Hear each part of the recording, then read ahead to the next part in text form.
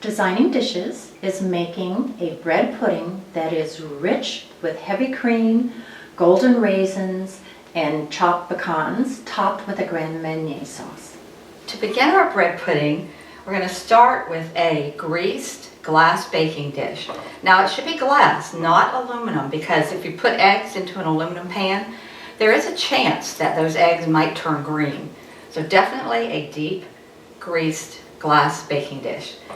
And we're going to add about half of our bread into this dish. Now this is French bread that we have torn apart, but you could cut it with a knife if you wanted to. Definitely. And how much was it again, Jan? It was 18 slices that are about an inch thick.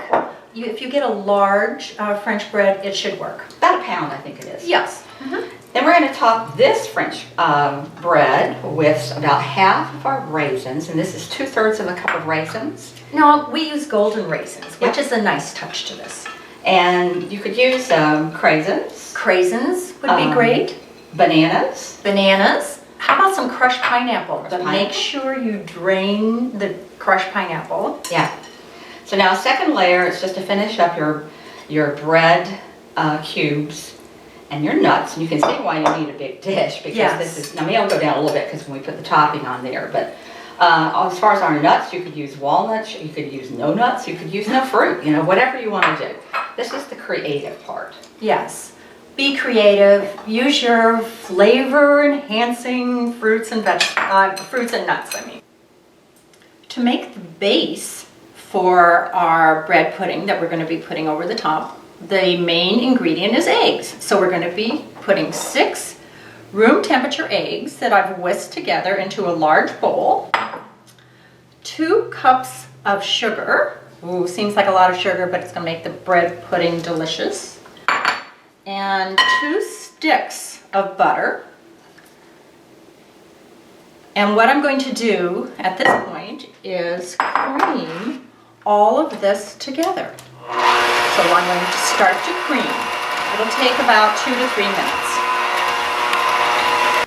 All right, we've creamed our mixture and we are ready at this point to add 1 teaspoon of vanilla and 1 quart of half and half. Yum! Seems like a lot, but this is going to give that richness to this bread pudding. Now, it also makes like a custard. It does. It makes like a custard, and I'm just going to stir it. We're just going to stir it very gently to get everything incorporated, and then we're going to pour it over our bread pudding. We pour the mixture over the bread pudding. Oh, delish. That is going to be so good. It is going to be absolutely delicious.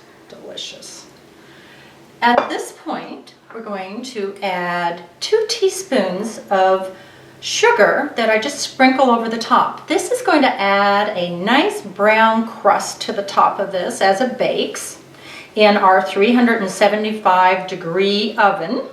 We've already preheated the oven. And our next ingredient is some fresh nutmeg. I have a little contraption here that will actually take our fresh nutmeg. I'm putting a teaspoon of fresh nutmeg over the top. Now for those of you who don't happen to have a nutmeg grater, you can use grated nutmeg. Yes, you can. And you could also add some cinnamon to this mixture as well. You may do that also.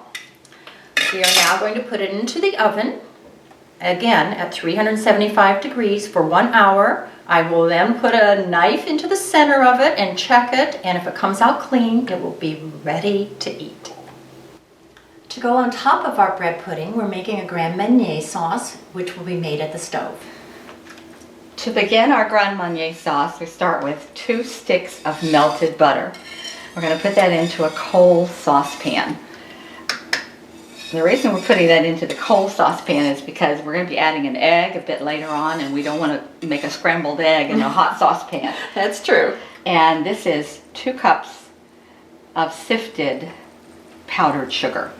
Why did you sift this, Jan? Well, I've made this before, and when there's lumps in the powdered sugar, small lumps.